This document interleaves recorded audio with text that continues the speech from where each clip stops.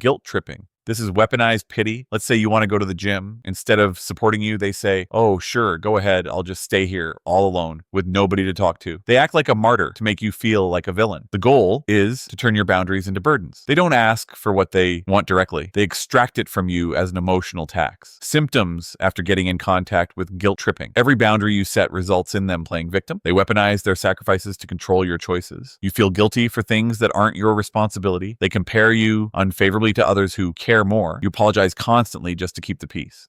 Gaslighting. Imagine you put your keys on the table. You know they are there. Your partner hides them, and when you ask, they say, "You never put them there. You're always losing things. Are you feeling okay?" Gaslighting isn't just lying. It's an attack on your reality. It's like someone hacking your brain's hard drive and corrupting your files until you don't trust your own memory. If you find yourself constantly asking, "Am I being too sensitive?" you might be getting gaslighted. If you contacted gaslighting, you could have the full wing. Victims develop anxiety disorders from constantly questioning reality. Many end up in therapy thinking they're the problem. Some develop PTSD-like symptoms from sustained gaslighting. The manipulator becomes their only trusted source of truth. Recovery can take years, even after escaping the relationship. Love bombing. Ever met someone who treated you like a soulmate after date 2? That's love bombing. It's an explosion of affection, expensive gifts, and constant texting right at the start. It feels like a fairy tale, but it's actually a trap. They are getting you addicted to their validation, the dopamine high. Once you're hooked, they pull the affection away, leaving you desperate to do anything to get that high back. It's not romance, it's a setup for control. Symptoms after getting in contact with love bombing. It's used by narcissists, cult leaders, and abusers. Creates neurochemical addiction to the manipulator. Bypasses normal relationship development stages. Makes victims ignore obvious red flags. Sets up a trauma bond that's extremely hard to break. Silent treatment. We all need space, but the silent treatment is different. This is silence used as a weapon. You have a minor disagreement, and suddenly they go totally radio silent. No texts, no eye contact, walking past you like you're a ghost. They are putting you in an adult timeout. The goal is to make you so anxious and desperate for connection that you'll apologize just to break the silence, even if you did nothing wrong. Symptoms after getting in contact with silent treatment. Creates psychological torture through uncertainty, triggers abandonment, trauma responses, is recognized by therapists as emotional abuse, causes anxiety, depression, and PTSD symptoms, used to train victims into total compliance. Triangulation. Manipulators hate a fair fight, so they use triangulation. And this is when they bring a third person into your dynamic to validate their side. They might say, "Well, my coworker agrees with me that you're being unreasonable," or they might flirt with someone else just to make you jealous and insecure. It's a divide and conquer strategy to make you feel outnumbered and unsure of your position. Symptoms after getting in contact with triangulation creates power imbalances that are impossible to overcome, isolates the target from potential allies, manufactures social proof that the manipulator is right, prevents unity among the manipulator's targets, destroys the victim's reputation and support system. Projection. Projection is the adult version of, "I know you are, but what am I?" It's when a manipulator accuses you of the exact thing they are doing. Are they cheating? They'll accuse you of being unfaithful. Are they lying? They'll call you a liar. They take their own toxic traits and dump them into your lap so they don't have to look in the mirror. Symptoms after getting in contact with projection shifts focus from their behavior to yours. Makes you defend yourself instead of addressing their issues. Creates confusion that benefits the manipulator. Is often used by people with personality disorders. Prevents accountability while destroying your peace of mind. Blame shifting. This is the Teflon tactic. Nothing sticks to them. If you catch them making a mistake, they immediately spin the narrative. You might hear, "I wouldn't have yelled at you if you hadn't made me late." See what happened? Their bad behavior suddenly became your fault. They rewrite the story. So they remain the victim and you remain the problem. Symptoms after getting in contact with blame shifting. Victims develop chronic anxiety about others' responsibilities. You become hypervigilant, trying to prevent their failures. Your self-confidence erodes as you accept false blame. The blame shifter never learns or grows. You end up managing their life while they remain unaccountable. Playing the victim. Speaking of victims, watch out for the professional victim. No matter what happens, life is always happening to them. If you confront them about hurting your feelings, they'll immediately burst into tears about how hard their childhood was or how stressed they are at work. Suddenly, you're not talking about their mistake anymore. You're comforting them. It's an emotional smoke screen to escape accountability. Symptoms after getting in contact with someone. Playing victim. Exploits human empathy to avoid consequences. Weaponizes real or fabricated trauma against you, makes confronting them feel like attacking a wounded person, reverses victim and perpetrator roles, prevents healthy accountability in relationships. Stonewalling. Stonewalling is the absolute refusal to communicate. Unlike the silent treatment, which is punishment, stonewalling is a shutdown. You try to address a serious issue, and they give you one-word answers, change the subject, or physically leave the room saying, "I'm done discussing this." It leaves the conflict unresolved